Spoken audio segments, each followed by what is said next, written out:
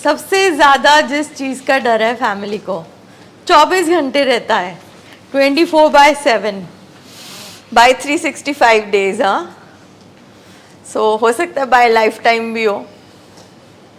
All right, है ये डर या नहीं है? रिलैप्स ना हो जाए, रिलैप्स ना हो जाए। अच्छा, रिलैप्स क्या होता है?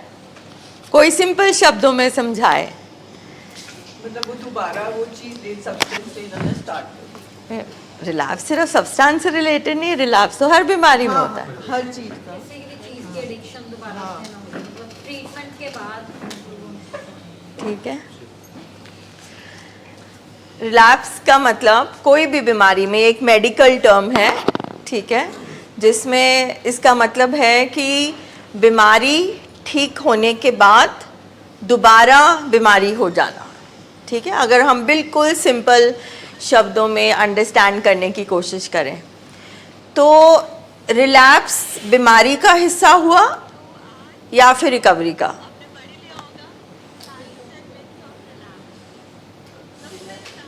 हाँ जी,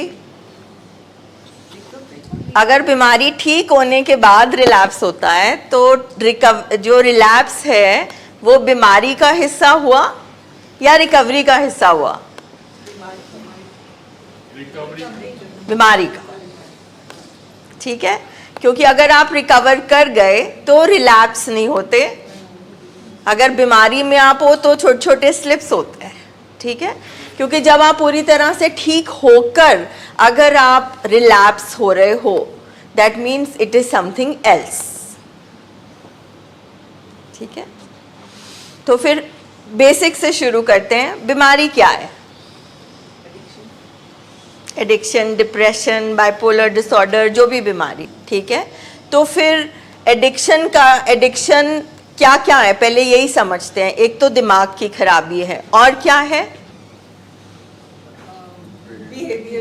बिहेवियरल इश्यूज हैं। ठीक है, जो हमारा 3 मॉडल्स पे बेस्ड है, bio, psycho, social model. Bio means शरीर, फिजिकल।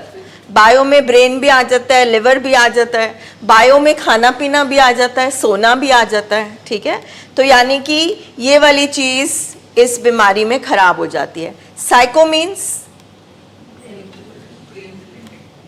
ब्रेन तो बॉडी का हिस्सा हुआ, माइंड, मानसिक स्टेट, साइकोलॉजिकल स्टेट, जहाँ से हमारी सोचें निकलती हैं, हमारे वैल्यू सिस्टम, हमारे बिलीफ सिस्टम, हमारे बिहेवियर्स, हमारे स्वभाव।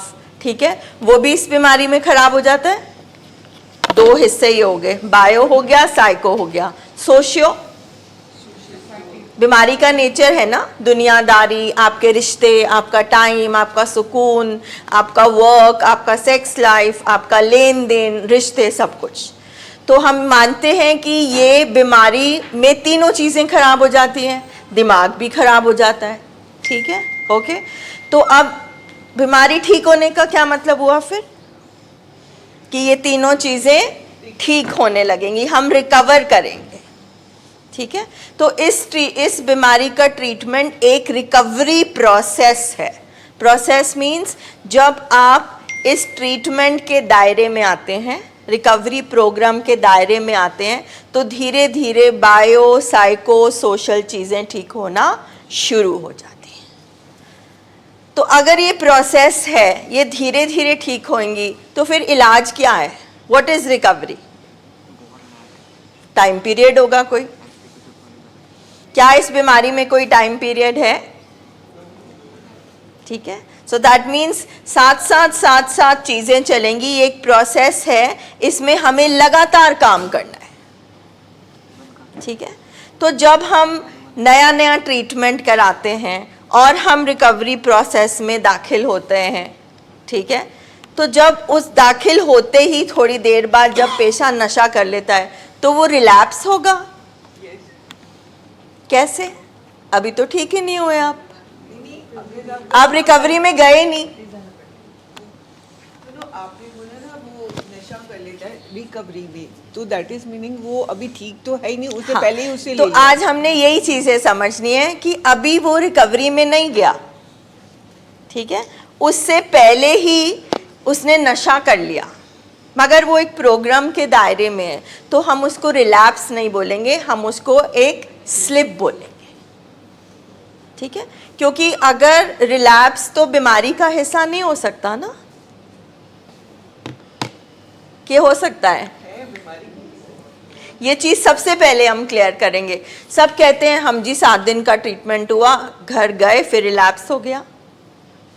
हम जी रिहैब में भी रहे, 3 महीने बाद रिलैप्स हो गया, 6 महीने बाद रिलैप्स हो गया। तो जब हमें पता ही नहीं कि रिकवरी क्या है, हमें कैसे पता चलेगा कि रिलैप्स क्या होता है? तो हमारे ट्रीटमेंट में 3 स्टेजेस हैं। ये तीनों स्टेजेस थर्ड स्टेज पे पहुंच के जो रिलैप्स होगा, ठीक है, जो होगा वो रिलैप्स होगा। यानी कि अब पेशेंट ठीक भी हो गया, उसने अपने बहुत सारी चीज़ों पे काम भी कर लिया, मगर किसी ना किसी तरीके से वो रिकवरी के दायरे में नहीं है, ट्रीटमेंट के दायरे में नहीं है। तो सबसे पहले होता है एब्स्टिनेंस। एब्स्टिनेंस मीन्स अब हमारा पेशेंट नशे से दूर है, अब वो नशे का सेवन नहीं कर रहा, अब वो नशा नहीं ले रहा। ठीक है, आपने बहुत सारी मीटिंग्स अटेंड करी, हमने नशे को ट्रीट करना है या दिमाग को? ठीक है, अगर हम बोलते हैं हमने दिमाग को ठीक करना है, तो एक तो हो गया शरीर का हिस्सा, मन, लिम्बिक सिस्टम, आपका ब्रेन। ठीक है, दूसरी कौन सी चीज को ठीक करना है? हमारा सॉफ्टवेयर क्या है? माइंड, मत। ठीक है, एडिक्शन की जड़ क्या है? नहीं, एडिक्शन एक बीमारी है, उसकी जो जड़ है वो क्या है?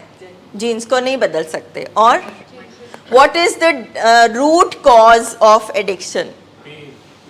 पेन। पेन किससे आती है पेशेंट को? पेन मीन्स दर्द। दर्द का मतलब सिर्फ ये बॉडी एक नहीं होता, दर्द आपकी इमोशनल पेन भी हो सकती है। किसी भी चीज़ की कमी हमारे पेशेंट को, जो उसको खटकती है, जो उसको परेशानी देती है, जो इसको दुनिया में जीने के लिए और विचरने के लिए प्रॉब्लम क्रिएट करती है। ठीक है, सो जड़ क्या है बीमारी की? पेन। तो हमें किसको ठीक करना है? उस पेन को। पेन किन चीज़ों से आ रही है? एक तो फैमिली या एनवायरनमेंट समझ लीजिए, एनवायरनमेंट, राइट। सेकंड, पेशेंट की पेन की बात करें तो एनवायरनमेंट भी हो गया। कंपैरिजन करना क्या होता है? क्या बोलते हैं हम इतनी सारी मीटिंग्स में? हाँ, वो क्या चीज़ है? क्या है वो? हमारे कैरेक्टर फ्लॉज। सो एडिक्शन एक सुपरफिशियल चीज़ है, नशा। नशे के नीचे असली बीमारी बैठी है, उस असली बीमारी का नाम है कैरेक्टर फ्लॉज। हमारे पेशेंट के अंदर कुछ कमियां हैं, हमारे पेशेंट के कैरेक्टर में कुछ ऐसी कमज़ोरियां हैं। इसका मतलब कैरेक्टरलेस बिल्कुल नहीं है। कैरेक्टरलेस मीन्स ये बिल्कुल ख़राब हो गया, इसका कोई चरित्र ही नहीं है, ना वो पागल है ना वो चरित्रहीन है, मगर उसकी पर्सनालिटी में कुछ ऐसी बातें हैं जो उसकी ज़िंदगी के आड़े आ जाती हैं, जो उसको हेल्दी ज़िंदगी नहीं जीने देती, जैसे कि जेलसी और कंपैरिजन। और बताइए, अपने अपने पेशेंट के कैरेक्टर फ्लॉज बताइए। चलो, आप समझे हो या नहीं? शेयरिंग नहीं करना, एक्सप्रेस नहीं कर पाना, ये भी पेन देता है ना। सपोज मेरे अंदर बड़ी कोई प्रॉब्लम चल रही है और मैं उसको एक्सप्रेस नहीं कर पा रही, बयान नहीं कर पा रही, तो मैं अनकंफर्टेबल हो जाऊंगी ना। So lack of expression. और एंगर, गुस्सा, हाँ जी, फैमिली के प्रति कॉन्फ्लिक्ट्स या रिजेंटमेंट। ठीक है, और जिद्दी होना, ईगो, ग्रेंडियोसिटी। और तो ये सारी चीज़ें हैं, ये कैरेक्टर फ्लॉज हैं, ये जड़ है। हमें ऊपर पेड़ दिखता है, यस, बिल्कुल, दिस और नेवर, ऑलवेज और नेवर, या तो ये या तो कुछ भी नहीं, एक्सट्रीम्स। ठीक है, तो पेड़ है वो नशा, और पेड़ हमने काट दिया, पर वो जड़ों से दोबारा जो पौधा निकलेगा वो सही निकलेगा कि नहीं निकलेगा? तो हमने जड़ों पे काम तो किया ही नहीं, ठीक है। अभी हम बात कहाँ पहुंचने वाले हैं कि रिलैप्स क्यों होगा। नशा छोड़ देना सिर्फ ट्रीटमेंट नहीं होता, वो सिर्फ एब्स्टिनेंस होता है। Would you like to join sir? ठीक है, तो ये कभी नहीं कहना नशा छोड़ दिया, क्योंकि हमारा सारा फोकस वहीं रहता है। नशा तो नहीं कर रहा ना, क्योंकि सबसे ज़्यादा जो ट्रॉमा दिया होता है हमें लगता है ये बोतल ने दिया है, ये गोलियों ने दिया है, ये ड्रग्स ने दिया है। तो अब ये घर पे नहीं है, अब हमारे पेशेंट के अंदर नहीं है तो सब कुछ ठीक हो जाएगा? नहीं, नशा तो वो मरहम था, नशा किसी और चीज़ का लक्षण था। सो बीमारी का ट्रीटमेंट का मतलब है हमने पेशेंट के अंदर जो कमज़ोरियां हैं, जो उसके कैरेक्टर फ्लॉज हैं, जो हमारे जीन्स में चलते आ रहे हैं, जो हमारे माहौल में है, जब तक वो ठीक नहीं होंगे हमारा पेशेंट रिकवर नहीं करेगा। So first stage is abstinence, but of course नशा अंदर जाएगा तब तो वो बिल्कुल कुछ नहीं कर पाएगा। इसलिए पहली कंडीशन है एब्स्टिनेंस, नशे से दूर रहना। अच्छा, अब नशा दूर हो गया, अब किस पे काम करना है? नशा मेरे अंदर नहीं जा रहा, तो जो दबी हुई चीज़ें हैं वो बाहर निकलेंगी। अगर मैंने उन चीज़ों पे काम नहीं किया होगा तो मैं दोबारा नशा कर लूँगी, ठीक है, ठीक है। सो सेकेंड स्टेज इज सोब्राइटी, मतलब अब नशा चला गया, बट जो नशे की जड़ थी वो एक एक करके आप सफ़ा कर रहे हो, ठीक है। वो जो इन्फेक्शन फैल गई थी, जो खराब हो गई थी, उन पे आप काम कर रहे हो। सो एब्स्टिनेंस, सोब्राइटी, फिर रिकवरी आती है। तो जब इलाज ही नहीं हुआ, जब आप पेशेंट ने और हमने अपने कैरेक्टर फ्लॉज पे काम ही नहीं किया, तो हम कैसे कह सकते हैं रिलैप्स हो गया? क्योंकि रिलैप्स का क्या मतलब है? बीमारी ठीक होकर दोबारी बीमारी हो जाना, तो ठीक तो हुआ ही नहीं। इसी चीज़ को हम समझने की कोशिश करेंगे कि शुरू में जब पेशेंट रिकवरी की तरफ आता है, ट्रीटमेंट की तरफ आता है, जब परिवार ट्रीटमेंट की तरफ आता है, तो उसमें जो होता है वो स्लिप्स होते हैं।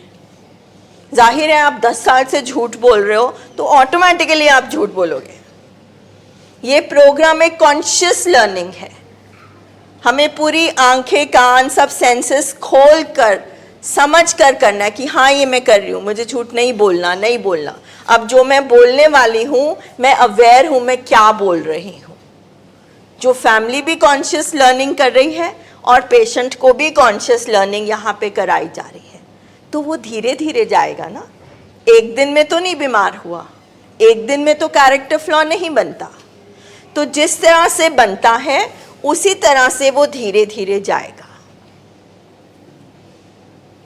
ठीक है। तो थर्ड स्टेज हुई आपकी रिकवरी। इतना आपको समझ आया? क्योंकि अगर बेसिक्स क्लियर होंगे तभी हम ये सारी चीज़ें कर पाएंगे। तो आज हमारे जो रिलैप्स और स्लिप्स को लेकर हमारे जो दिमाग में गलत नोशंस हैं, गलत धारणाएं हैं, ये ऐसे होता है जैसे हमें बीमारी को लेके क्या था, ये आदत है, नशा करना एक बुरी आदत है, और हमने यहाँ पे आके क्या सीखा, ये क्या है, एक बीमारी। इसी तरह से रिलैप्स क्या होता है, दोबारा नशा कर लेना क्या होता है, कौन सी स्टेज पे होता है, क्यों होता है, क्या फ़र्क है रिलैप्स और स्लिप में, वो हम समझने की कोशिश करेंगे, जिसमें आप सब कभी भी हमें रोककर प्रश्न पूछ सकते हैं, अपना डाउट क्लियर कर सकते हैं, बिकॉज ये हमारी भी दुखती रग है। 24 घंटे दिमाग में इसकी तलवार लटकी होती है हमारे, ठीक है। So you will begin. The thing is कि जैसे मैम ने रिलैप्स की बात की, तो रिलैप्स भी एक प्रोसेस है कि अचानक पेशेंट का रिलैप्स नहीं हो जाता। अनट्रीटेड एडिक्शन यहाँ से जाएगी तो हम बोलेंगे जी जाके रिलैप्स हो गया, तो ये थोड़ा अटपटा लगता है। रिलैप्स का मतलब कि पेशेंट अपनी रिकवरी में, आपको पीछे सुनाई दे रहा है? या दे दो।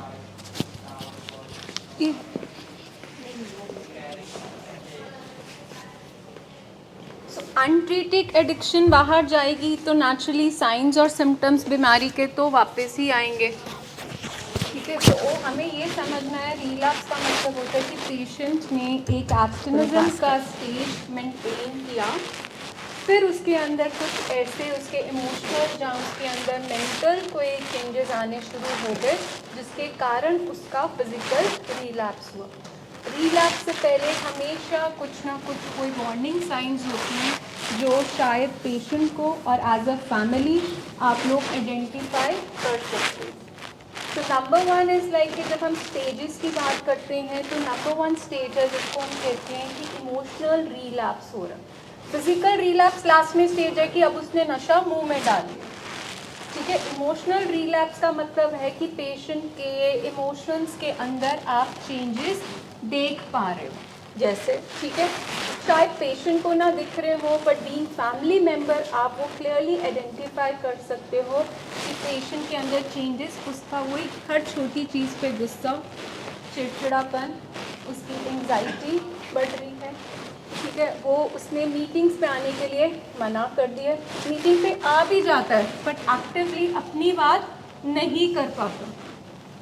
उसके स्लीप में चेंजेस आ रहे हैं, उसके एपेटाइट में चेंज आ रहे हैं, जहाँ आपको लगता है ये वही पुराना बिहेवियर है जो नशे से पहले था। इस तरह से जब आप चेंजेस देखते हो, आप सिंपल देख लीजिए कि पेशेंट जब रेजिस्ट कर रहा है दवाइयों को लेके, फॉलोअप को लेके, कि समवेयर उसके अंदर कुछ ना कुछ इमोशनल रिलैप्स की स्टेज तैयार हो रही है। क्या आप समझते हैं इमोशंस क्या होते हैं?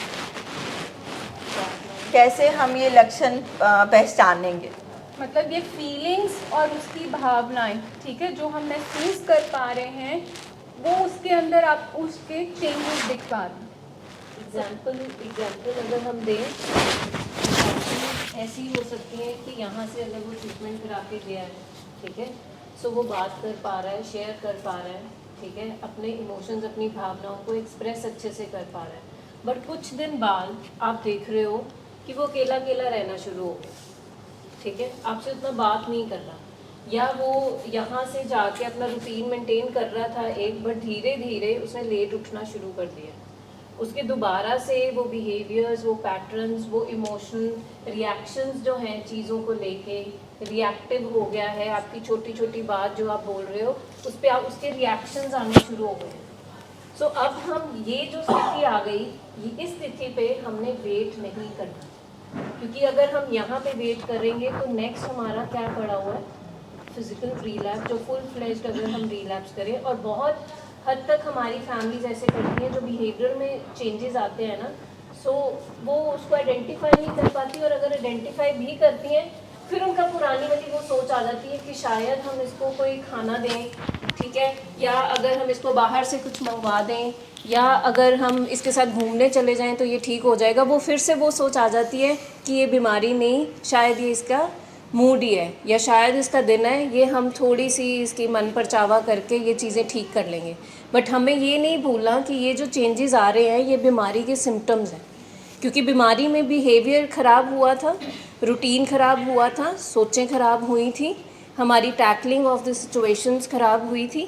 ठीक है, वो ही सारी, अब नशा नहीं है बट वो ही सारी चीज़ें दोबारा आ रही हैं। तो रिलैप्स हमारा शायद सब्सटेंस वाला रिलैप्स नहीं हुआ, बट हमारा इमोशनल रिलैप्स। ये हम इस तरह से समझेंगे, just giving example of this, कि मान लीजिए वायरल हुआ, हमारा वायरल ठीक हो गया, ठीक है, 10-15 दिन तक कुछ भी नहीं हुआ, और एक दिन अचानक बहुत खांसी आने लगी, हल्का हल्का ज़ुकाम लगने लगा, ठीक है, जो ठीक हो चुका था, जो हमें सब कुछ ठीक लग रहा था, मगर फिर से वो जो वायरल हुआ था उसके छोटे छोटे लक्षण दिखने शुरू हो गए।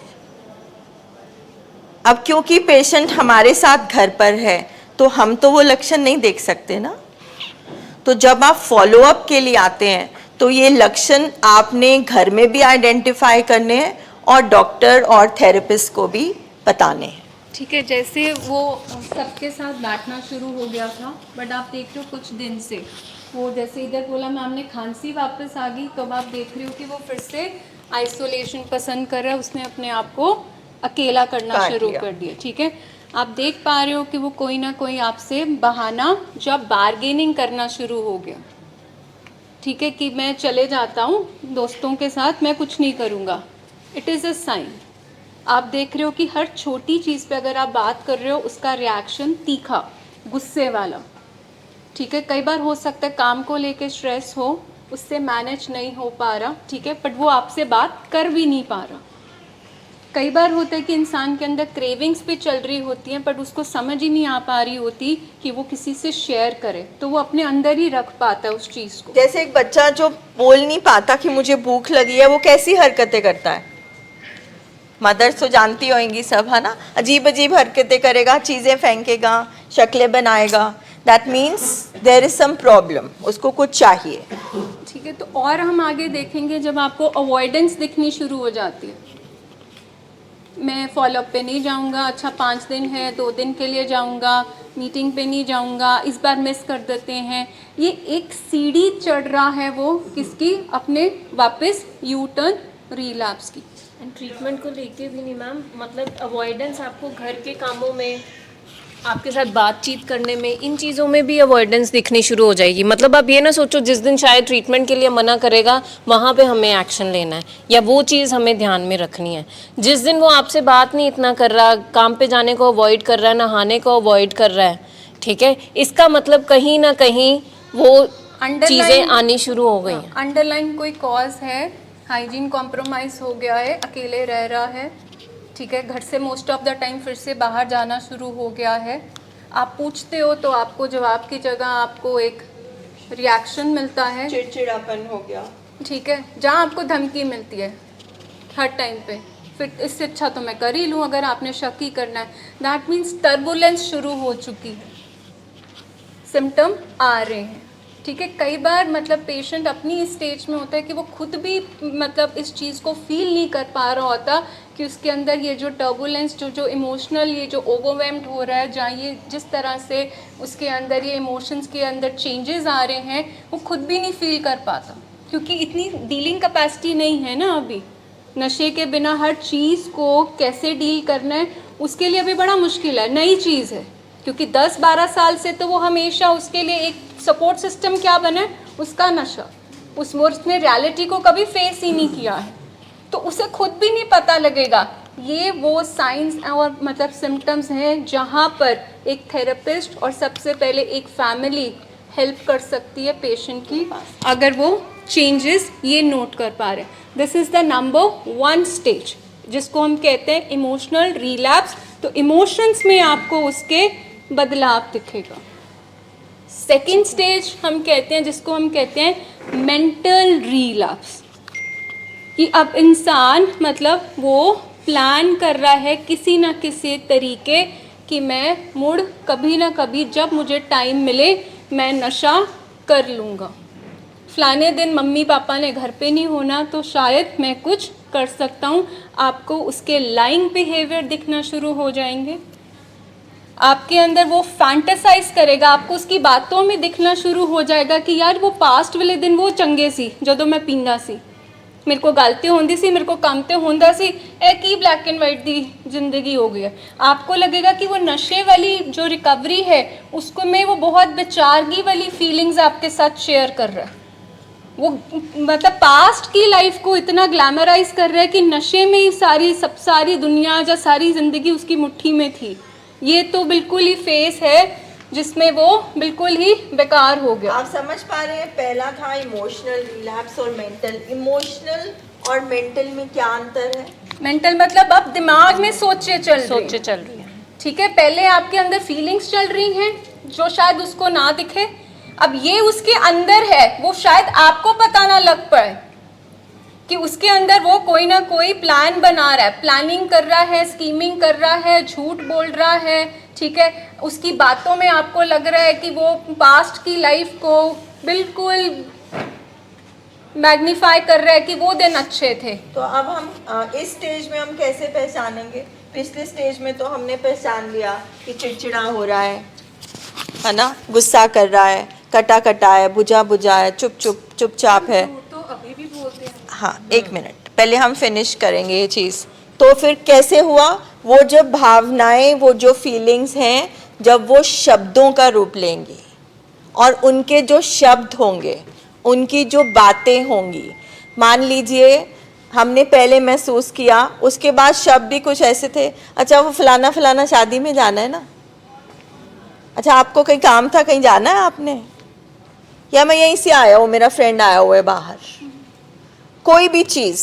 हाँ कुछ भी, यार सारे उत्थे पीनगे ते मैं तुहाडे विच बैठांगा, मेरे पे सारे हंसणगे, मेरी लाइफ तो तुसी जंट करती है मैनू छड़ा के सब कुछ। आप ये स्टेटमेंट्स में देख रहे हैं, सेल्फ पिटी दिख रही है उसकी, कि उसको लग रहा है कि जो वहाँ पे पी रहे होंगे वो ही इन्जॉय कर रहे होंगे और मेरी लाइफ में से इन्जॉयमेंट वाला क्लॉज ही इन्होंने माइनस कर दिया। और यहाँ पे ये चीज़ भी आ सकती है कि वो बहुत आपके साथ गुडी गुडी रहें, क्योंकि माइंड में प्लानिंग क्या चल रही है कि ये मेरा विश्वास मैं इनका जीत लूँ, ये मुझे कहीं जा तू कल्ला होया कोई गल नहीं है ना, एला पैसे फड़ ले आ, ठीक है। सो वो आपका वो चीज़ लेने के लिए ना, विश्वास का फ़ायदा उठाने के लिए, सो वहाँ पे over compliant, over good behaviour भी आपके साथ शो कर सकते हैं, जो कि आपने शायद पहले नहीं देखा होगा। इन्होंने कहा झूठ बोलते हैं, अगर थोड़ा बहुत बोलते हैं वो नॉर्मल है, हाँ अगर वो बिल्कुल नहीं बोल रहे तो खतरा है।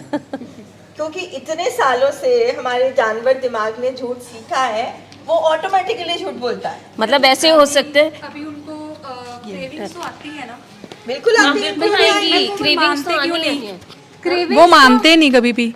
देखो उनको खुद ही नहीं पता। उनको खुद ही नहीं पता दोनों चलता। केसेस में ना एक्सट्रीम होता है। हमारे पेशेंट को हल्का सा कोई स्ट्रेस आ जाए, हल्की सी हलचल आ जाए, ठीक है, तो वो कह देंगे मैडम क्रेविंग हो रही है, क्रेविंग हो रही है, हल्का सा उनको लगता है कि उनके हिसाब से नहीं चल रहा। तो एक कुछ केसेस में मेरे पेशेंट्स ऐसे हैं, ठीक है, हर चीज़ को वो रिलेट करते हैं क्रेविंग के साथ, ठीक है। और वाइस वर्सा दूसरे पेशेंट्स हैं, वो कहेंगे नहीं मैडम जी बिल्कुल कुछ हगा ही नहीं। ओवर कॉन्फिडेंस भी साइन है मेंटल रिलैप्स का। रिजर्वेशन रखना कि मैं अपनी 20th 5th सिल्वर जुबली पे पीऊँगा, मैं फलाने मतलब फॉरेन ट्रिप पे जाऊँगा तो पीऊँगा, मैं 5 साल बाद मैं ठीक हो जाऊँगा, मैं एक बार ट्राई करूँगा। ये क्लियर साइन है रिजर्वेशंस की आपके अंदर सोचे किसकी चल रही हैं। आप सोचो में रिलैप्स कर रहे हो, ठीक है, आप अभी भी उस चीज़ को डिनाई कर रहे हो कि ये बीमारी है। तो क्या आपकी सोचे क्या कर रही है, रिजर्व कोटा रख लिया कि मैम 5 साल बाद, ठीक है, फलानी एनिवर्सरी पे कनाडा वाले ट्रिप पे मैं जाके पीऊँगा। दैट मीन्स कि आपने अपने थॉट्स में तो रिलैप्स कर लिया, वो तो उस दिन जाके आप एक्चुअली पियोगे। ये साइन है कि पेशेंट अब वापस एक्सेप्टेंस से डिनाइल में घिर गया है, जो क्लियर कट रिजर्वेशंस रखते हैं। बहुत सारे हमारे क्लाइंट्स हैं जिन्होंने रिजर्वेशन रखी है कि मैम मैं अपने 40th बर्थडे पे, ठीक है, एक बियर ट्राई करूँगा, ठीक है, मेरे बेटे की शादी पे मैं रखूँगा। तो ये क्या होगा, इसका मतलब आपने तो अपनी सोचों को पहले ही ग्रीन सिग्नल दे दिया, आपने पहले ही एक परमिशन दे दी कि हम पिएंगे, बस उस दिन का तो इंतज़ार है। रिलैप्स तो आप कर चुके हो ये प्लानिंग स्कीमिंग में। सो ये आइडेंटिफाई करना, ओवर कॉन्फिडेंस में चले जाना, मुझे सब पता है, मैं अपने आप मैनेज कर लूँगा, अब नहीं मुझे सीखने की ज़रूरत है। फॉलो अप्स में तो वही बात दोबारा रिपीट हो रही है। दैट मीन्स ओवर कॉन्फिडेंस, उसकी प्राइड आपको दिखनी शुरू हो जाएगी। लेनी भी बड़ी गल कर। हम एक बीमारी के बहुत बड़े लक्षण को हर मीटिंग में डिस्कस करते हैं, हर मीटिंग में, वो है डिनायल। डिनायल इस बीमारी का लक्षण परिवार के लिए भी है और पेशेंट के लिए भी है। और ये जो ट्रीटमेंट प्रोसेस है, ये जो लक्षण है ना, नहीं मानना पूरी तरह से, ये पूरे प्रोसेस में चलता है रूप बदल बदल के। अगर पेशेंट 6-7 महीने के बाद कह रहा है अब मैं ठीक हो गया, जबकि पहले दिन मीटिंग में फैमिली को भी बोला जाता है, फैमिली भी ऐसे करती है कि अब वो हाँ ठीक है, अब सब कुछ ठीक चल रहा है, लेकिन हम भूल जाते हैं कि इस बीमारी का क्योर नहीं है, बीमारी अंदर बैठी है, ठीक है। शुगर 6 महीने से कंट्रोल है, मगर डायबिटीज़ अभी भी शरीर में है। और जो आप कह रहे थे मैम कि बहुत बार ये अल्टीमेटली हम सब ना भूलें कि ये एक शारीरिक बीमारी है। शारीरिक, जैसे बहुत बार आपको लगता है कि भूख लगी है, मगर हमारा शरीर पानी मांग रहा होता है, खाना नहीं मांग रहा होता तो हमें पता नहीं चलता ना, पानी चाहिए, हमें लगता है खाना चाहिए। सो हमें कभी भी नहीं भूलना कि एक मानसिक और शारीरिक बीमारी है। अगर दिमाग के केमिकल ऊपर नीचे होंगे तो रिएक्शंस आएंगे, इरिटेबिलिटी आएगी, चिड़चिड़ापन आएगा, डोपामिन हद से ज़्यादा बढ़ जाएगा तो गुस्सा आएगा। तो किसी भी सूरत में हमें शरीर के एस्पेक्ट को नहीं निकाल सकते बीमारी में। तो ये प्रोसेस है, ये धीरे धीरे चलेगा। क्रेविंग ने मरते दम तक रहना है। क्रेविंग क्या है? एक सोच है, सोच तो मरते दम तक रहेगी।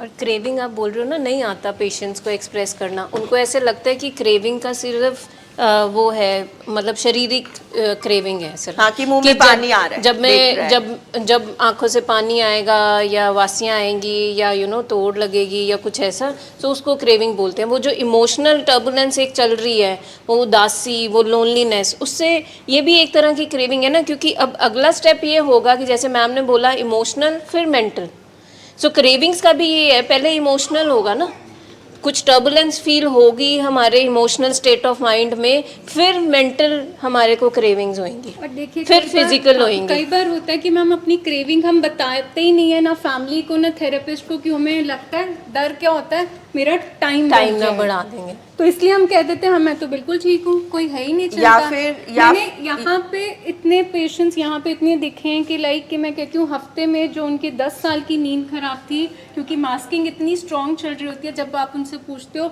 मैम कोई नहीं, बिल्कुल ना मैंने दर्द है ना मेरी नींद भी ठीक हो गई है।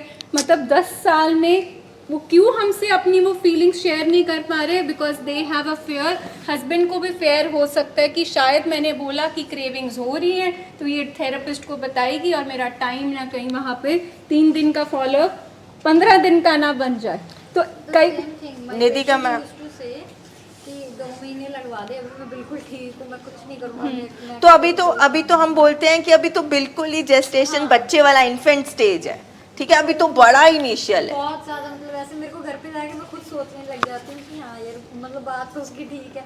तो फिर जब शाम की मैंने मीटिंग अटेंड करती हूँ तो मेरे को फिर होता है कि नहीं ये मेरे को बातों में ले रहा है, तो मेरे को मतलब उसकी बात नहीं सुननी, लेकिन वो बहुत ट्राई करता है हमारा पेशेंट कि मतलब हमें अपनी बातों में देखो क्रेविंग ना, क्रेविंग मैम अगर मतलब बहुत ब्रॉड टर्म है, और अक्सर फैमिलीज वाइफ जो है ना वो ये वेट करती रहती हैं कि ये हमसे क्रेविंग शेयर करेंगे, मतलब बहुत हद तक, बिकॉज हम यहाँ पे ये बोलते हैं शेयरिंग करनी है, शेयरिंग करनी है। जब अच्छा, क्रेविंग हो शेयरिंग कहाँ करें। से आ रहा होता है? वो क्वेश्चन कहाँ से आ रहा होता है? डर से। तो हमारा भी तो डर नहीं गया अभी तक, ठीक है। मैं फिर से अब पहले वापस जाऊंगी क्योंकि आज हम रिलैप्स को, स्लिप्स को समझने की कोशिश कर रहे हैं, उसके लक्षण को। तो अगर निधि मैम के एग्जाम्पल में था कि वो हमसे शेयर नहीं कर रहा, अगर आ भी रही है तो सो 1 इज फियर, 2 हमारा कैरेक्टर फ्लॉ, जो असली ट्रीटमेंट है कि अभी उसने सिर्फ नशा छोड़ा है, मगर वो जिस वजह से उसको वो महसूस हो रहा है उसके लिए वो शब्द नहीं ढूंढ पा रहा, उसको एक्सप्रेस करने की आदत नहीं है, वो उसका कैरेक्टर फ्लॉ है। तो दोनों चीज़ों को हमेशा तालमेल में लेकर हमने चलना है कि हम नशे की वजह से नहीं आए थे, मतलब नशे की वजह से आए थे, मगर नशा बीमारी नहीं है, नशा किसी और बीमारी का लक्षण है जिसका नाम है कैरेक्टर फ्लॉ, जिसका नाम है पेशेंट की दर्द, पेशेंट की कमज़ोरी। तो अभी पेशेंट ने अपनी कमज़ोरियों पर पूरी तरह से मैनेज करने की कैपेबिलिटी उसमें नहीं आई है, तो इसीलिए धीरे धीरे चलेगा। जैसे आपका क्वेश्चन था, तो बताते क्यों नहीं है? अब वो आपके भी इरिटेबिलिटी से आ रहा है, अब वो आपके मेंटल और इमोशनल रिलैप्स से भी आ रहा है, तो पेशेंट और फैमिली साथ साथ रिलैप्स हो रहे होते हैं।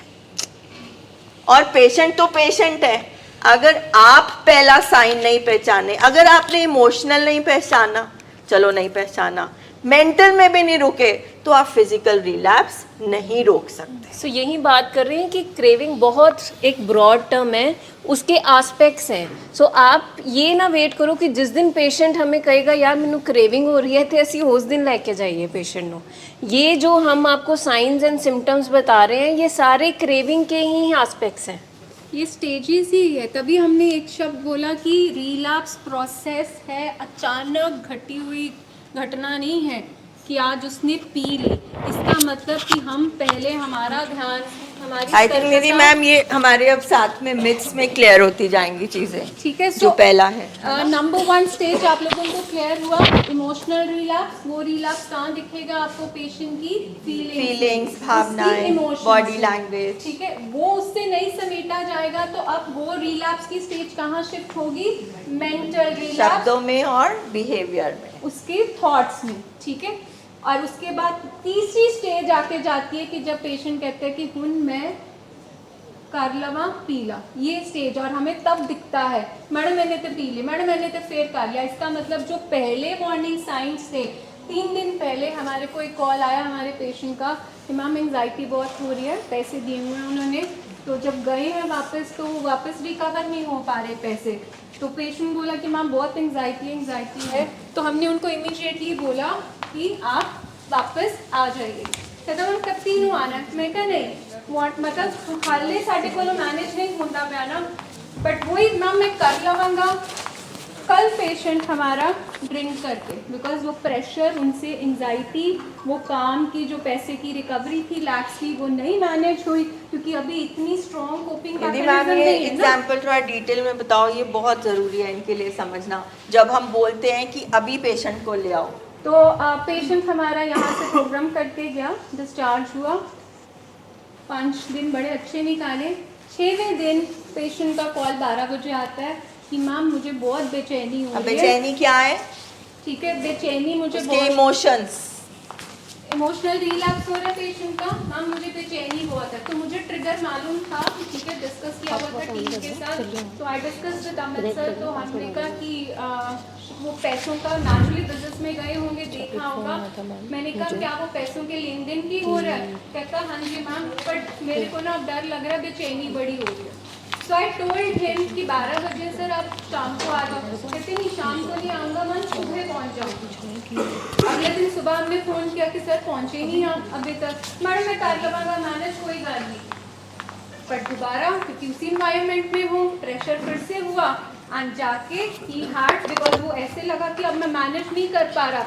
तो बेचैनी का हल उन्होंने क्या ढूंढा कि जस्ट हैड 2 ड्रिंक्स। अभी मैम और फैमिली, उसके बाद गिल्ट आया कि मैंने क्या कर दिया। अब कहाँ पे काम था कि जब एक काउंसलर ने बोला ठीक है कि आना है, और हुआ क्या कि पेशेंट ने ये बात अपनी फैमिली को बताई नहीं कि इमीडिएटली मुझे रिपोर्ट बात करने के लिए बोला।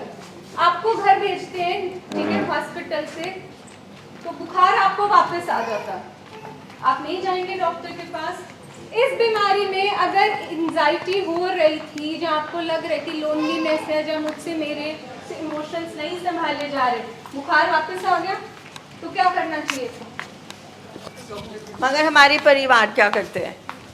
हमारे परिवार सब कुछ या तो फाइनेंशियल एस्पेक्ट में देखते हैं या उन्होंने एक्सेप्ट नहीं किया होता। एक कि 3 महीने के हम पैसे पहले ही लगा चुके हैं, अब हम 5-6 दिन या हफ्ते के लिए फिर भेजेंगे तो फिर पैसे लगेंगे, और हम आपको बोल रहे हैं कि अब उसका एक लक्षण जाग रहा है, वो आप संभाल नहीं पाओगे, वो संभाल नहीं पाएगा, उसको सबसे पहले एक सेफ जगह पर लेकर आओ, क्योंकि हमें भी अभी डील करना नहीं आता। जैसे आपको बुरा लग रहा है, क्यों नहीं बताया, तो हम भी पैनिक में चले जाएंगे, रिएक्ट कर सकते हैं, फिर तो 100% पेशेंट रिलैप्स करेगा। तो आप मुझे बताइए, अगर आप फॉलो अप में उसको लेकर नहीं आएंगे या जब वो इमरजेंसी होएगी, तो अल्टीमेटली जब वो नशा कर लेगा तो उसके बाद उठाकर लाना पड़ेगा या नहीं? हाँ या नहीं? और उसमें कितने सारे बिहेवियर्स भी आ जाएंगे फिर। हाँ, जब भी अंदर सब्सटेंस जाएगा, बीमारी जाग जाएगी। जितने बिहेवियर हमने ठीक करे थे, उसका गुस्सा, उसका मूड, क्योंकि मूड की बीमारी है ना, जितना मूड हमने ठीक करा, जो उसका गुस्सा, इरिटेशन सब ठीक करी, जैसे ही आएगा सब्सटेंस अंदर, वो सारे फिर से जागेंगे और फिर it will be very difficult for you to bring him. फिर हमें कॉल्स आती हैं, मैम पिकअप करा लो, उसके जागेंगे, मैम तो आप फैमिली के भी जागेंगे। हाँ मैम पिकअप करा लो, आप ले आओ, ये आने को तैयार नहीं है।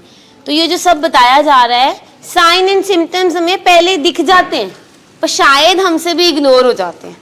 अगर चिड़चिड़ाहट आ रही है, अगर मरीज अकेला बैठ रहा है, आपके साथ बात नहीं कर रहा, देखो शेयरिंग नहीं आती उसको करनी, अभी उसकी कैपेसिटी नहीं है ना, उसके भी अंदर डर है, या तो उसके डर है कि मैं कुछ भी बोलूँगा इन्होंने मुझे जज ही करना है, इन्होंने मुझे बीमारी कहना है, इन्होंने मुझे फिर वहाँ जाके पहुँचा देना है। तो उसकी खुद की जो डर है उसको हमने थोड़ा सा इग्नोर करके बस खुद से उसको साथ में बिठाना शुरू करना है।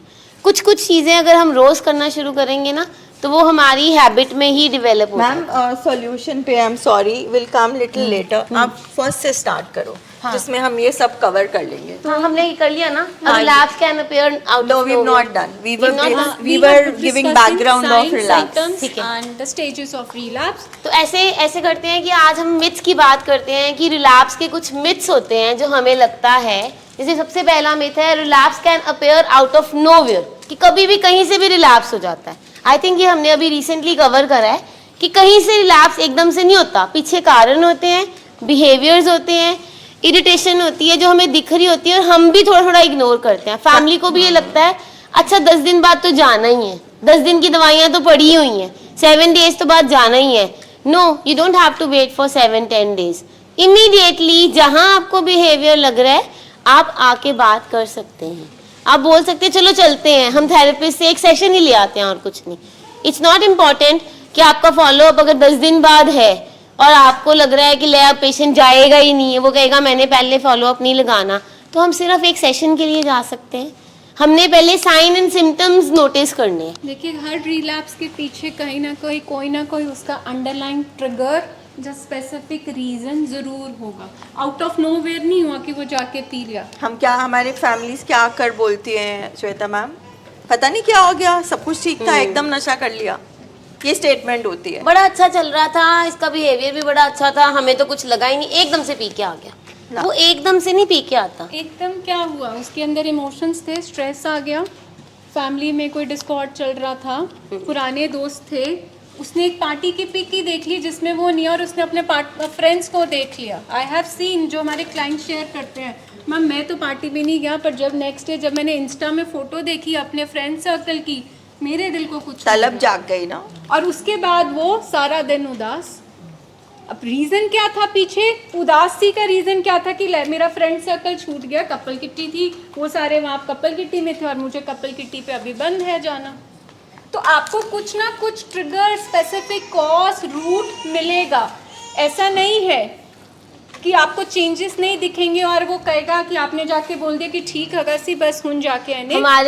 हमारे जो मरीज होते हैं ना उनको अपने नशे से बहुत प्यार होता है, बहुत ज़्यादा प्यार होता है। उनकी अटैचमेंट इतनी होती है कि उनके ब्रेन में वो चीज़ें फिक्स्ड होती हैं जिसको वो निकालना ही नहीं चाहते किसी स्टेज में आके। तो वो जो उनके रूट्स, जो उनके रास्ते पक्के हुए होते हैं वो बाद में भी रहते हैं कई बार, जब तक हम अच्छे तरीके से उसमें से निकलते नहीं हैं। तो कहीं ना कहीं कुछ ना कुछ ऐसा होता है। और कुछ नहीं तो अगर आपने किसी चीज़ के लिए मना ही कर दिया, फॉर एग्जाम्पल जिम के लिए मना कर दिया, तो हम अकेले बैठना शुरू हो गए, हम कहते ठीक है जाओ अब मैं चाय नहीं पीता आपके साथ, ना सुननी नहीं आती, ना सुननी नहीं ना आती। तो ये भी तो बिहेवियर ही है ना। हम कहते थे नहीं एकदम से इसने नशा कर लिया, एकदम से नहीं होता। जब हम किन्हीं चीज़ों के लिए ना करते हैं तब जाके कहीं ना कहीं ये रिलैप्सेस शुरू होते हैं। और कई बार तो ऐसे रीजंस भी देखे गए हैं जैसे वेदर, मौसम बदला, बारिश आ गई, मन कर पड़ता है, ठीक है। एसोसिएशंस, दिन त्योहार आ गया, बर्थडे आ गया, दिवाली आ गई, न्यू ईयर्स आ गया, ऑटोमेटिकली अब 10 साल मैंने सिर्फ बर्थडे सिर्फ नशे में सेलिब्रेट किया, तो इस साल मेरी एसोसिएशन तो अंदर से कहीं ना कहीं तो ट्रिगर करेगी। हमें समझ ही नहीं पाता कि क्या हो गया इसको। मैम चंगा पलाते हगासी, भाई क्या हो गया। आप देखो कि कोई इंसान आपकी लाइफ से जाता है, ठीक है, आप नॉर्मल होना शुरू हो जाते हो कुछ महीने के बाद, कुछ दिनों में या कुछ दिन त्योहार में आपको याद आती है उस इंसान की ज़्यादा। उसी तरह हमारे पेशेंट को भी कोई स्पेसिफिक एसोसिएशन में उसका नशा याद आता है, या कोई ट्रिगर आएगा या कोई एसोसिएशंस बनेंगी जिसकी वजह से वो जाके ले, राइट, ठीक है। Number 2 is you can't prevent a relapse from happening, कि रिलैप्स को रोकने के लिए कुछ भी नहीं किया जा सकता। तो ये मिसकंसेप्शन है। रिलैप्स को बचाया जा सकता है अगर हमने ये स्टेजेस पे काम करना शुरू कर दिया, हमने ये वार्निंग साइंस पे ध्यान देना शुरू कर दिया, तो आई थिंक हम टाइमली अप्रोच कर सकते हैं ट्रीटमेंट सेंटर पे, हम उसकी हेल्प कर सकते हैं, क्योंकि हमें साइंस और वार्निंग साइंस सिम्टम्स या स्टेजेस नहीं दिख रही होती, तो हमें सिर्फ एक्चुअल में क्या दिख रहा होता, फिजिकल रिलैप्स। तो अगर हम ये छोटी छोटी चेंजेस उसके बिहेवियर में, उसके थॉट प्रोसेस में अगर देखना शुरू करें तो हम मदद कर सकते हैं उसके रिलैप्स से उसको बचाने के लिए। Myth number 3, relapsing is a part of recovery. मतलब यहाँ बहुत कॉमन कहा जा सकता पहले हमने इसी से शुरू करा था। हाँ, सबसे पहले हमने इसी से शुरू करा था कि रिकवरी का ही पार्ट है, रिलैप्स तो होना ही है, स्लिप तो होना ही है। तो रिलैप्स बीमारी का पार्ट है या ट्रीटमेंट के बाद रिकवरी का? Abstinence, sobriety, recovery. नशा चला गया मगर अभी कैरेक्टर फ्लॉज पे काम नहीं किया गया, अभी इनिशियल स्टेज है, तो तब रिलैप्स होगा या स्लिप होगी? ठीक है, स्लिप और रिलैप्स को भी समझना है। स्लिप है कि इंसान नहीं करना चाहता, बट कुछ ऐसे ओवरवेलमिंग सिचुएशन आई और उसने जाके ड्रिंक कर लिया, बट उसने इमीडिएटली शेयर किया और हेल्प सीख ली। रिलैप्स हमेशा सोची समझी प्लानिंग होती है कि ये मैं इस दिन करूँगा, दोनों में फ़र्क है। जब कोई सोची समझी प्लानिंग करता है, ना वो शेयर करता है कि मेरे अंदर क्रेविंग्स आ रही है, ना वो हेल्प मांगता है, क्योंकि वो अपने नॉर्मल उसी क्वांटिटी को कंज्यूम करना चाहता है, उसमें वो प्रॉपर अपने डिनाइल माइंड सेट में वापस आ जाता है। और रिलैप्स में फिर फैमिली को दिखता है और फिर फैमिली इंटरवीन करती है और दोबारा से ट्रीटमेंट में लेके आती है। ये सबसे बड़ा डिफरेंस है स्लिप और रिलैप्स में। अगर हम ये कहेंगे कोई नहीं, इन्हें बस पीती सी, कोई गल नहीं, ठीक है आप लेते आए हैं, नो। रिलैप्स स्लिप में मरीज की इंटेंशंस नहीं होती हैं, उसके कुछ ट्रिगर्स या कुछ इन्वायरमेंट ऐसे बन जाते हैं जिसमें वो लेता है, लेकिन उसको इमीडिएटली उस चीज़ का एहसास हो जाता है और वो फटाफट से आ जाता है हेल्प मांगने के लिए। सो हम जो ये कहते हैं कि ये रिलैप्स जो है रिकवरी का पार्ट है, नो, ये डिजीज है हमारी जिसके कारण रिलैप्सेस होते हैं। Next, The next is myth number 4. If you relapse, you are doomed. अच्छा मुझे बताइए, एक बच्चा 6th स्टैंडर्ड में है, वो फेल हो गया, तो क्या वो दोबारा प्री नर्सरी से अपनी पढ़ाई शुरू करेगा? वहीं से। इसी तरह रिलैप्स में होता कि अगर कोई पेशेंट चलते चलते घिर गया, दैट डज नॉट मीन्स कि ओरे कर्म खराब, मेरे कर्म खराब, इन्हें सुधरना नहीं। भाई इसका मतलब है वहीं से कौन से उसके अंदर वो कोपिंग स्किल्स नहीं थे, कौन से वो ट्रिगर थे जिसको वो अभी मैनेज नहीं कर पाया, फेस कर पाया, हम वहीं से उसकी तैयारी करना शुरू करते हैं। बट यहाँ पे जब रिलैप्स होता है तो सारा ब्लेम किस पे आ जाता है, इन्हें नहीं सुधरना मैडम, इन्हें बंदे दा पुत नहीं बनना। और ये उसने कोई अपराध नहीं कर दिया, वो बीमारी का ही पार्ट था, उसमें जो हो गया उसमें से हमने उसको निकालना है, उसको हेल्प करनी है बाहर आने के लिए। और हमारे रिएक्शंस टूवर्ड्स जो रिलैप्स है ना, वो बहुत मैटर करते हैं। और यहाँ पे हम ये देखते हैं कि फैमिली जो रिएक्शन रिलैप्स को देती है ना, वो बहुत ही ज़्यादा एकदम से ब्लंट हो जाता है। वो हमें भी देती है रिएक्शन बिल्कुल। फैमिली। मैडम इतना इलाज करा लिया, 3 महीने रह रहे, फिर भी हो गया, इन्ने पैसे की इलाज किया तुसी? इन्ने पैसे हमें तो ज्यादा पड़ती है, फिर हमें ज्यादा डांट पड़ती है। हमने जो एफर्ट्स लगाए होते हैं वो नहीं हमें दिखता, आपने जो एफर्ट्स लगाए होते हैं वो भी नहीं दिखते, लेकिन एक रिलैप्स आता है, हम भी उतना डीप डाउन चले जाते हैं, एकदम से हम खुद, हमारा मोरल डाउन चला जाता है। और उस टाइम पे हमें क्या करनी होती है, वो जैसे सर बोलते हैं ना 1 मिनट टॉक करनी होती है। वो 1 मिनट टॉक क्या है कि उसने जितनी देर भी सोबर निकाला उसको अप्रिशिएट करो, आपकी तूने इतनी देर सोबर निकाला, कुछ एफर्ट्स किए, I know this is very tough but तूने बहुत मेहनत करी है, ठीक है कोई बात नहीं, ये आ गया, we can always go and seek help at this point of time.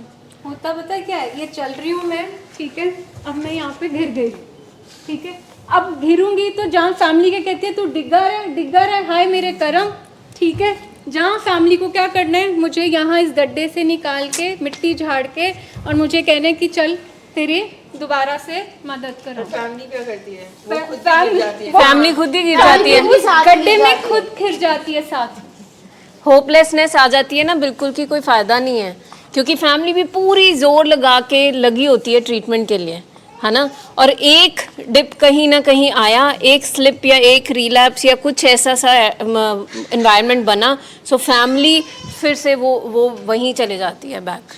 अच्छा, बाकी क्रॉनिक बीमारियों में भी बीपी शुगर में पेशेंट की शुगर ठीक चल रही थी, ठीक है, फिर उसकी शुगर बढ़नी शुरू हो गई, तो क्या करते हो, उसको कोसना शुरू कर देते हो आप?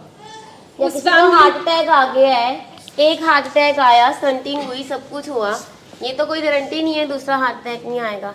जब दूसरा हार्ट अटैक आया हम क्या करते हैं, ले तन फिर आ गया हुन की करिए, फिर इन्ने पैसे ले आइए, इन्ने लाख ले आइए, ਅਸੀਂ कदी नहीं कहने, ਅਸੀਂ फटाफट कंसर्न शो करके डॉक्टर को लेके जाने हैं कि बचाओ इन्नू। But in the disease of addiction वो हमारा इतना ज़्यादा हम होपलेस हो जाते हैं। इतनी डिस्क्रिमिनेशन है इस बीमारी में, इतनी डिस्क्रिमिनेशन है कि हमें लगता है कि ये तो कल्परेट है जो हमारे घर में आ गया, मतलब क्राइम कर दिया इसने, अगर इसने मूड उससे अगर चलते चलते अगर वापस रिलैप्स हो। हम मतलब फेलियर सोच लेते हैं उसको कि ये नहीं होना। हमारी भी वो जो शिद्दत एक ट्रीटमेंट में रहती है ना आने की करने की, वो हमारी भी फैमिली की भी कहीं ना कहीं हमें डगमगाती नज़र आती है।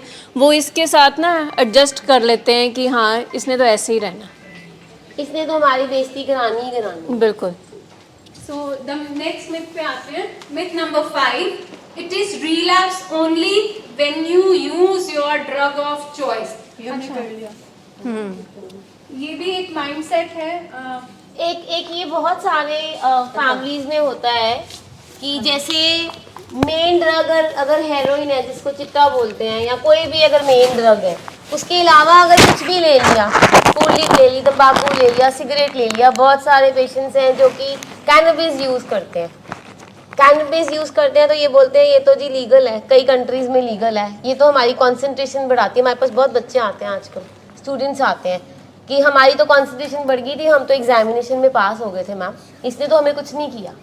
और फैमिली को लगता है अच्छा चलो ठीक है, जो मेन ड्रग थी, जो मदर ड्रग थी वो तो नहीं ना ली, चल एक ये तो छोटा मोटा है, एक बारी बियर पी ली या कुछ भी कर लिया। No, any mood altering drug, आप ये जो गोलियां खाते हैं पेशेंट्स, पेन किलर्स खाते हैं वो मूड को ऑल्टर करने के लिए, इवन कोक पीते हैं ज़्यादा सारी, या एनर्जी ड्रिंक्स पीते हैं, any mood altering drug is a drug. इसको आप ऐसे समझो कि अगर आपके बच्चे को वीट एलर्जी है, वीट एलर्जी है, ठीक है, तो अगर वो गेहूं की रोटी नहीं खाता तो गेहूं का बिस्किट खा लेता है तो उसको एलर्जी नहीं होएगी, ठीक है।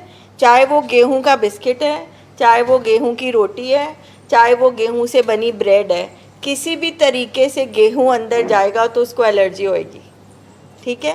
बिल्कुल उसी तरह से कोई छोटा या बड़ा नशा नहीं होता, हमारे पेशेंट की बॉडी नशे को एक्सेप्ट ही नहीं कर रही है। बट पेशेंट और फैमिली का माइंडसेट फैमिली बहुत ये ज़्यादा कहीं ना करती कहीं है। फैमिलीज को भी लगता है अच्छा ठीक है बड़े नशे तो नहीं कर रहा, चिट्टा थोड़ा नहीं कर रहा, चिट्टा नहीं कर रहा, बियर थोड़ा तो पी रहा है। थोड़ा बियर पी ली या कभी कभी तंबाकू ले लिया, एटलीस्ट हमारी बात तो सुन रहा है। तो ये सबके लिए एक बता दें कि कोई भी मूड ऑल्टरिंग ड्रग्स हम लेंगे, चाहे वो एक्सेसिव कॉफ़ी क्यों नहीं है, कैफीन क्यों नहीं है, वो भी एक लक्षण है ये पहचानने का। भी एक साइन एंड सिम्टम है।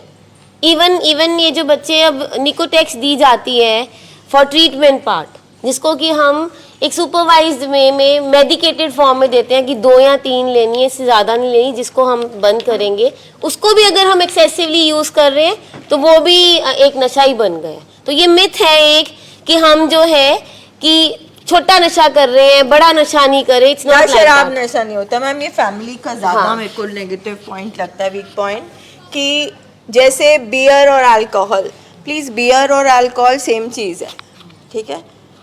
मतलब शराब नहीं लेंदा, बियर ले लेंदा है, वो नहीं लेता तो कूल लिप ले लेता है, ये परिवार को ज़्यादा है। और फैमिली में कई बारी I am with all respect sorry, मैं किसी को हर्ट नहीं करना चाहती, क्योंकि हमारे बड़े बुजुर्ग या हमारे पेरेंट्स जो हैं फैमिली में वो भी अल्कोहल लेते हैं और वो कहते हैं कि हम ओकेजनल यूज़र हैं, हम रोज़ नहीं पीते हैं, हमें नशा नहीं लगा हुआ।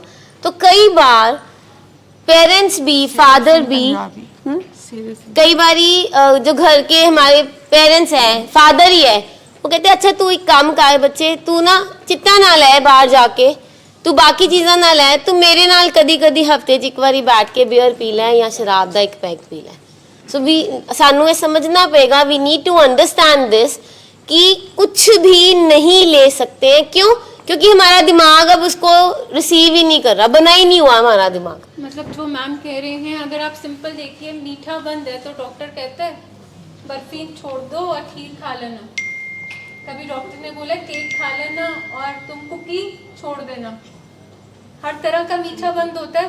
उसी तरह बेन जब हम कहते हैं कि एडिक्शन का ट्रीटमेंट आ रहा है तो हर तरह का साइको एक्टिव सब्सटेंस उसके लिए बंद है। बट हम कहीं ना कहीं वो डिनाइल में मिनिमाइज करते हैं कि मैडम देखो मदर ड्रग चिट्टा से होते हैं छाड़ ही लिया है। तो जिस तरह मीठे को, एक डायबिटिक पेशेंट को हर तरह का मीठा बंद करना पड़ेगा, सिमिलरली एक एडिक्ट को हर तरह का नशा। हीरोइन छोड़ के ना ओपियम और इस चीज़ का बहुत रहता है, क्योंकि झोना लाना है, काम करना है या जी वाडियां का सीजन है। सो हम खुद देखते हैं फैमिलीज कि हाँ भी ਇਹਦਾ शरीर ਇੰਨਾ कैम नहीं हैगा, दवाइयां ਨਾਲ मैडम बहुत सुस्त हो गया, ਅਸੀਂ ਇਹਨੂੰ ਫੀਮ ਦਿੱਤੀ ਸੀ। और कई बार तो मैम साढ़े दादे थे 30 साल 35 साल हो गया फीम खाते हुए, ਅਸੀਂ प्योर खाने हैं। पिछले 2-3 हफ्ते में हमारे पास हॉस्पिटल में कम से कम 3 फैमिलीज आए हैं, जिसमें से एक जो वाइफ है वो थोड़ी थोड़ी अफीम रोज़ अपने हस्बैंड को पर्स से निकाल के देती है। And we see so many times that ये इनेबलिंग का ही पार्ट है ना, क्योंकि हम अपने लव्ड वन को वो तड़फते हुए, वो कमज़ोर और वो ऐसा बेबस नहीं देखना चाहते। We have seen so many mothers giving certain tablets, Yes. है ना, टू द सन। ट्रेमाडोल ਦੀਆਂ ਗੋਲੀਆਂ ਦੇਤੀਆਂ, ਹੁਣ ਫਲਾਣੀਆਂ ਗੋਲੀਆਂ ਦੇਤੀਆਂ, ਘਰ 'ਚ ਇਹ ਵਾਲੀਆਂ ਨੀਂਦ ਦੀਆਂ ਟੈਬਲੇਟਸ ਦੇਤੀਆਂ, ਜਸਟ ਬਿਕੋਜ਼ ਉਹ ਸਾਡੀ ਆਪਣੀ ਖੁਦ ਦੀ ਇਨੇਬਲਿੰਗ ਬਿਹੇਵੀਅਰ ਹੈਗਾ ਜਿਹੜਾ नहीं जा रहा। हमारा यहाँ तक कि अभी रिसेंटली हमने ये देखा है कि देयर वाज अ पेशेंट जिसके मदर कहते हैं इसको मैंने खुद से ठीक कर लिया मैम, मैंने सारी दवाइयाँ बंद कर दी हैं, मैं इसका इतना ध्यान रख रही हूँ, सारा दिन मैं इसके पीछे हूँ, सुबह से लेके रात तक 24 घंटे मुझे और कोई काम नहीं है, मैंने सारे काम बंद कर दिए मैम, सारी दवाइयाँ भी बंद कर ली, पर मैंने इसको ठीक कर लिया। और एक हमारी फैमिली तो 10 दिन हॉस्पिटल में रहने के बाद भी ये बोले कि इसकी ना तेल मालिश करेंगे और जूस पिलाएंगे, ये ठीक हो जाएगा। ये हाल है 21वीं सदी में हमारी फैमिलीज का। नहीं वो कहते हैं घी का पिप्पा मैम ਇੱਥੇ रखवा देने यहाँ पे भी दिमाग छोड़ के जाते हैं, खुश्की पै जाती है। ਦਿਮਾਗ 'ਚ ਜਿਹੜੀ ਖੁਸ਼ਕੀ ਹੈਗੀ ਹੈ ਘਿਓ ਤੁਸੀਂ ਖਿਲਾਓਗੇ ਨਾ ਤੇ ਇਹ ਅਖਰੋਟ ਖਿਲਾਓਗੇ ना तेरी खुशकी ठीक हो जाएगी। इतना अभी ठीक हो इतना साइको एजुकेट करने के बाद भी हमारे ये मिथ्स ही है ना, हमारे मिथ्स भी नहीं ठीक होते हैं। हमें लगता है कि जिस तरीके से हम सोच रहे हैं अगर वैसा इलाज किया जाए तो ठीक हो जाए। Next is very interesting. Sorry 6 myth Seven, number I 6 was है when you relapse you have to start from zero। ये तो बहुत अच्छा एग्जाम्पल निधि मैम ने दिया। पहले हमने बात करी थी जो हमने किया कि अब फेल 6th में हुए तो हमें दोबारा प्री नर्सरी में एडमिशन नहीं कराना, वापस 6 स्टैंडर्ड को ही री-इन्फोर्स करना है, 6 स्टैंडर्ड की ट्रेनिंग करनी है। और हम यहाँ पे देखते हैं जब पेशेंट रिलैप्स होके आता है ना, पहली बार धक्के से लेके आना पड़ रहा है या झूठ बोल के लेके आना पड़ रहा है, दूसरी बारी बहुत हद तक मेजॉरिटी ऑफ पेशेंट जो है खुद हेल्प सीख करने आते हैं। बहुत कम केसेस होते हैं जिनमें हमें दूसरी बारी भी वो सारी धक्केशाही और वो करना पड़ता है, लेने जाना पड़ता है। मोस्टली केसेस में ऐसा हो जाता है कि रिलैप्स के बाद पेशेंट की इतनी अंडरस्टैंडिंग ज़रूर हो जाती है कि हाँ ये कुछ गड़बड़ हो रही है, I need to take help at this point of time. वो खुद कहते हैं मेरे को जी हॉस्पिटल ले जाओ। हाँ, वो कहते हैं मैम मैं पीना नहीं चाहता सी, मैं करना नहीं चाहता सी, बट मेरे को लो हो गया। सो ये क्या है कि जीरो पे नहीं ना आए हम, ट्रीटमेंट के साथ हम आगे ही बढ़ रहे हैं, पर फैमिलीज क्या कहती है कि रिलैप्स हो गया तो जीरो हो गया सब। पर हम बिहेवियर में चेंजेस देखें ना, पहले वो ट्रीटमेंट के लिए रेडी नहीं था, अब वो खुद से मदद मांग रहा है, खुद से शेयर कर रहा है, खुद से कह रहा है मुझे दवाइयाँ दो खुद से। सो ये क्या है, ये हम स्टेप फॉरवर्ड ही हैं। पिछली बार जब हम आए थे, जब हम स्टेप 0 पे थे, तब से अब में कुछ इम्प्रूवमेंट तो है ना, बट हमारा फैमिलीज का सारा फोकस रिलैप्स पे रहता है। So if relapse is there that doesn't mean कि हम वापस 0 पे आ गए, हमने वहीं से फिर से ट्रैक पकड़ना है, ठीक है।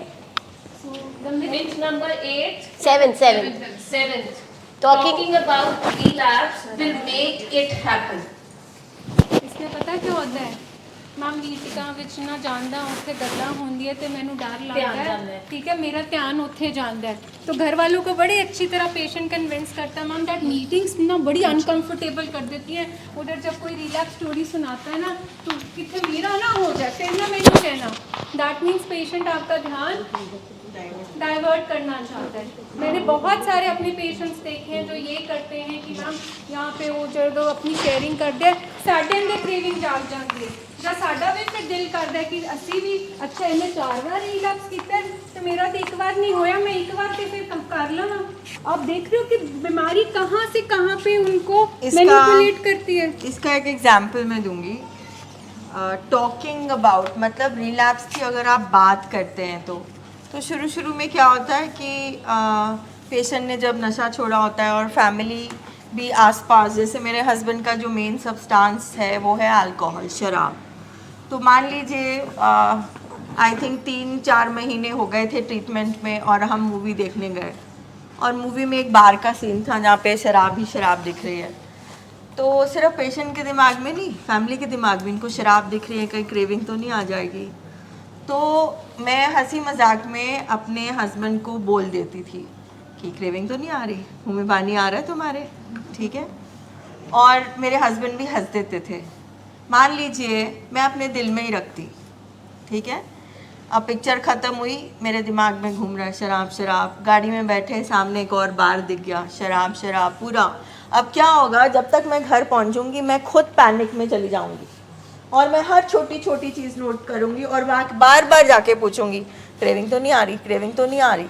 और उससे पेशेंट का मेरा इमोशनल रिलैप्स हो जाएगा, चिड़चिड़ा हो जाएगा, गुस्सा चढ़ जाएगा, क्योंकि कहीं ना कहीं शराब को उसने भी देखा, क्रेविंग उसको भी आई, क्रेविंग मुझे भी आई कि मेरे हस्बैंड को आ रही है, ठीक है।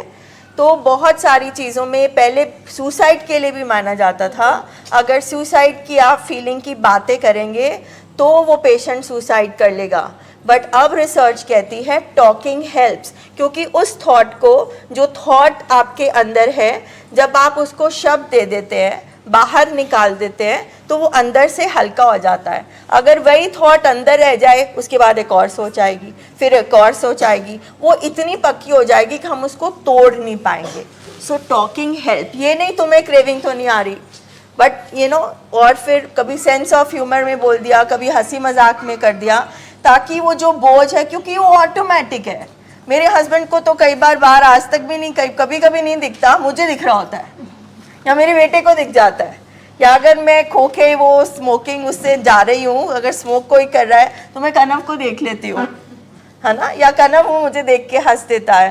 तो ये ऑटोमेटिक है ना।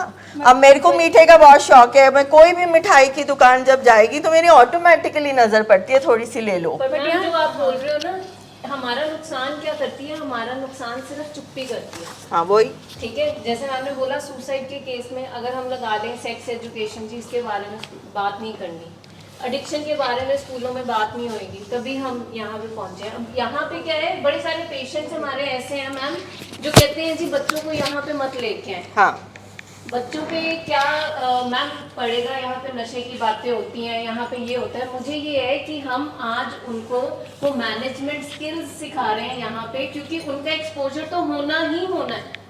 क्या चुप्पी रख के हमें कोई फायदा हुआ है आज तक?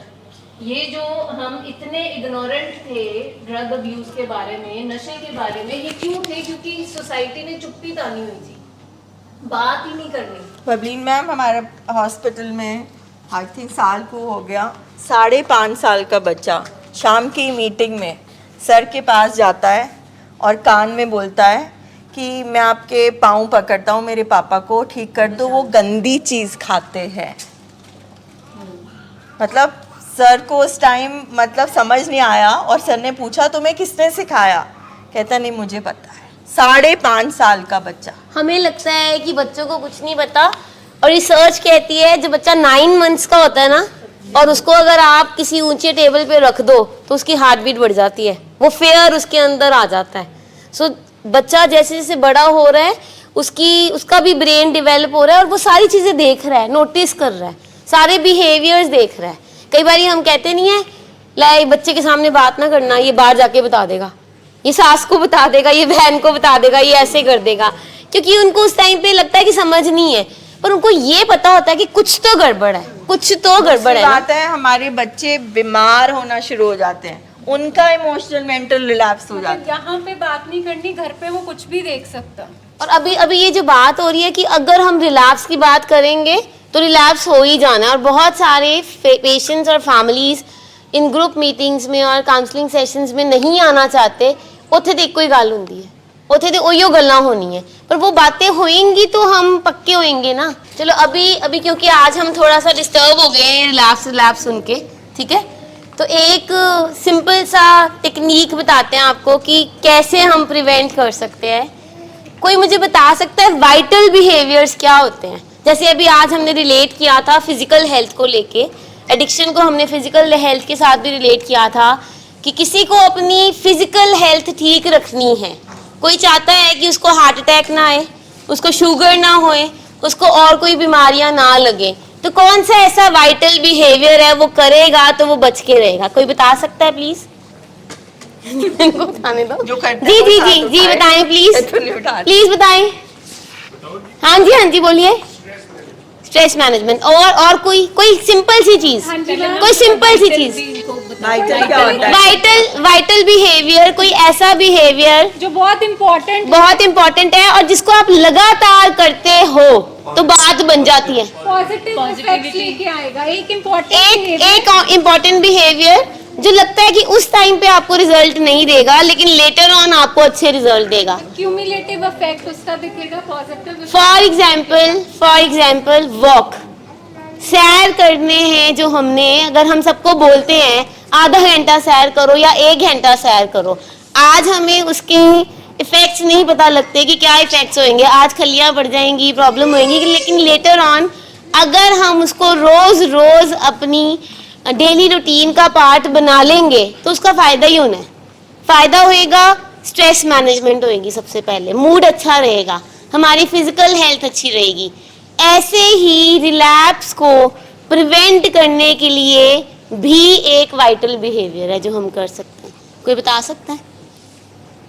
फैमिलीज के लिए खास तौर पे एक क्वेश्चन है। आज हमने रिलैप्स की बात की है, सब हिल गए हैं, सबको स्ट्रेस हो गया रिलैप्स की बात सुन के। एक वाइटल बिहेवियर जो हम करेंगे तो हम रिलैप्स से बच सकते हैं। एक वाइटल बिहेवियर जी, शेयरिंग। और हाँ जी, वरुण की वाइफ। हाँ जी, गुस्सा नहीं करना, शेयरिंग करनी है। नहीं, वाइटल बिहेवियर कह रही हूँ मैं, एक वाइटल बिहेवियर जो हम करेंगे। वाइटल बिहेवियर दोबारा से कहती हूँ। जी जी जी जी। और कुछ एक वाइटल बिहेवियर हम हर बार ही बात करते हैं। हाँ जी, स्लीप हाइजीन।